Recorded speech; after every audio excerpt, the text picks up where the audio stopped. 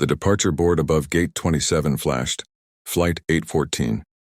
Boarding in bright red letters, but Daniel Sterling barely noticed it. At 38, Daniel had become the kind of billionaire who measured his life in minutes. Every minute had a price, every meeting had a purpose, and every delay was an inconvenience. He owned technology companies, luxury hotels, and private investment firms across 3 continents, yet he rarely allowed himself to stop and breathe. That morning he was supposed to fly from New York to London for the most important business meeting of his career. If everything went according to schedule, he would land in London, sign a billion-dollar acquisition agreement, and return home the following evening. His private assistant had reminded him 3 times that missing the flight was not an option. Daniel had just reached the security area when he noticed something unusual. Near a row of airport seats, a little boy stood completely alone beside a large navy blue backpack. He looked about 9 years old. He wore beige trousers, a pale blue shirt, and a dark navy sweater. His dark hair was untidy, as though someone had hurriedly run their fingers through it. He kept looking toward the enormous airport windows, then toward the crowded terminal, as if expecting someone to appear. Every few seconds, he glanced at a small piece of paper in his hand. Daniel would normally have walked past. He had become accustomed to seeing people in airports who were tired, confused, or upset, but something about the boy's expression made him stop. The boy's eyes were filled with fear. Daniel checked his watch. His flight was boarding. He took 1 step toward Gate 27, then stopped. "Are you okay?" he asked. The boy looked up quickly. For a moment he seemed afraid that Daniel might be another stranger who would simply tell him to move aside. "I'm looking for my mom," the boy whispered. Daniel crouched down so they were at eye level. "What's your name?" "Ethan."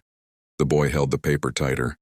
"My mom told me to stay right here, but she went to get help because I couldn't find our gate. Then everybody started moving, and I couldn't see her anymore." Daniel looked around the terminal. Hundreds of travelers were rushing in every direction. "How long has she been gone?" Ethan swallowed. "I don't know. Maybe 20 minutes. Daniel's assistant, Marcus, appeared beside him with a worried expression. "Mr. Sterling, we need to go. The gate closes in 8 minutes. Daniel didn't answer. Instead, he looked at Ethan. "Do you know your mother's name?" Ethan nodded. "Emily Carter. Do you have her phone number?" Ethan shook his head. "My mom's phone was in her bag. I don't have a phone." Daniel looked toward the information desk. "Marcus, find airport security. Tell them we have a separated child." Marcus hesitated. "Sir, the London meeting—" Daniel finally looked at him. "The meeting can wait." Marcus knew better than to argue. Airport security arrived within minutes. But the terminal was so crowded that locating Ethan's mother became difficult.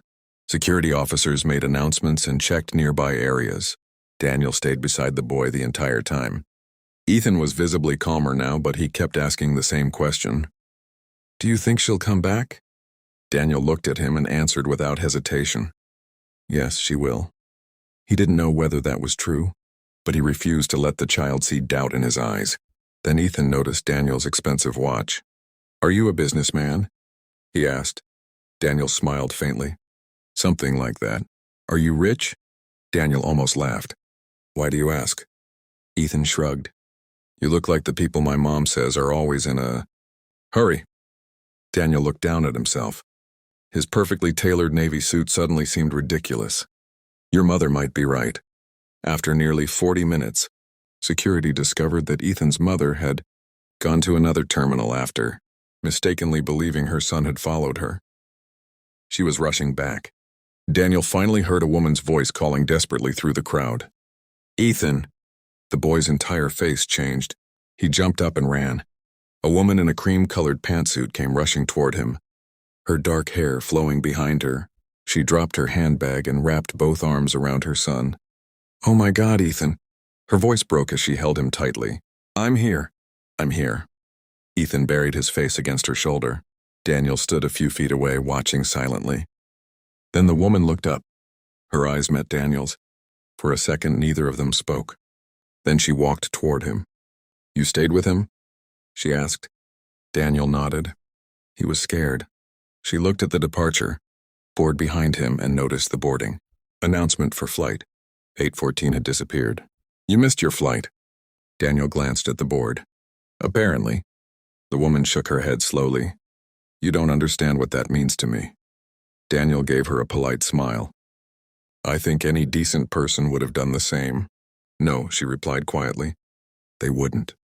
She picked up her handbag and looked at him again. My name is Emily Carter. Daniel's expression changed. Emily continued. And I think you should know something before you leave.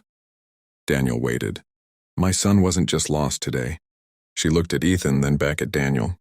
He was looking for his father. Daniel had no idea that those words were about to change everything he believed about his own life. Daniel stood completely still as Emily's words sank in. Around them, the airport continued moving as if nothing important had happened. Suitcases rolled across polished floors. Travelers hurried toward boarding gates.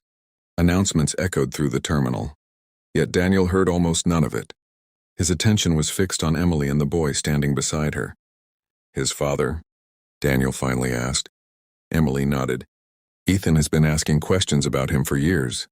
She glanced at her son, who was now holding tightly to her hand. Today he decided he wanted answers. Daniel didn't know why, but something about the woman's expression made him uncomfortable. It wasn't anger.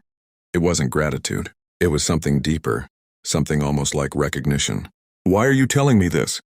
Daniel asked. Emily reached into her handbag and pulled out a small photograph. She stared at it for several seconds before handing it to him. Daniel looked down.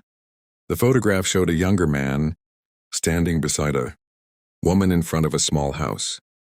The man had dark hair, a confident smile, and a familiar expression. Daniel's heart stopped. He knew that face. It was his younger brother, Michael. Daniel looked at Emily in disbelief. Where did you get this? He was Ethan's father. Daniel's fingers tightened around the photograph. Michael had died 11 years earlier. For most of Daniel's adult life, he had avoided talking about his brother. Michael had been everything Daniel was not. Warm, impulsive, generous, and completely uninterested in money. When their father died, Daniel had taken control of the family company and transformed it into the global empire it was today. Michael had walked away from the business years earlier because he believed their father's wealth was destroying the family. Then came the accident. Daniel had always believed Michael had died alone. He had never known about Emily. He had never known about Ethan. And suddenly, the frightened little boy standing in front of him was no longer a stranger. He was his nephew. Daniel crouched beside Ethan. Did you know your father had a brother? Ethan shook his head. Mom said he had family, but she never talked about them. Daniel looked toward Emily. Why didn't you contact me? Emily's eyes filled with emotion. Because I tried. Daniel frowned. After Michael died, I called the number I had for your family office. I wrote letters. I even went to one of your company's offices. But your people told me Michael had no surviving children, and that I should stop making claims against his family's estate. Daniel's face went pale. That wasn't me, he said. I know that now. Daniel looked at Ethan again. The boy was watching him carefully, trying to understand the conversation. Why didn't you tell him about me? Emily took a slow breath. Because I didn't want him. Growing up believing that money was the same thing as family.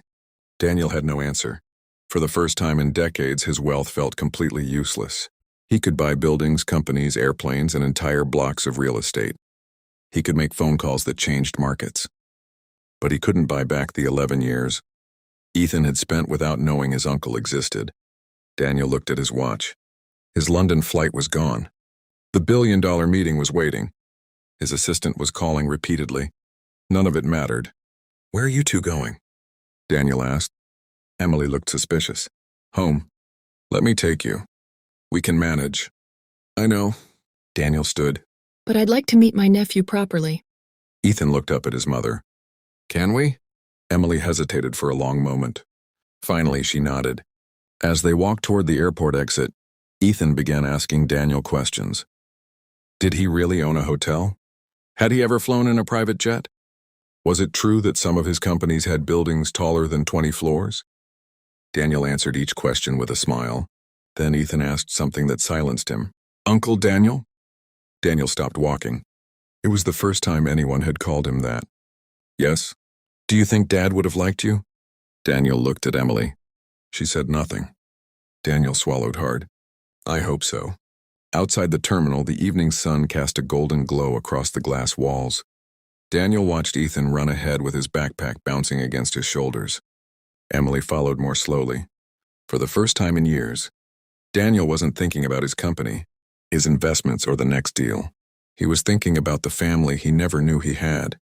But there was something Emily had not told him, something she had kept hidden for more than a decade. And when Daniel discovered the truth, he would realize that missing Flight 814 had not been an accident at all. It had been the moment that saved 3 lives, and perhaps in a strange way his own.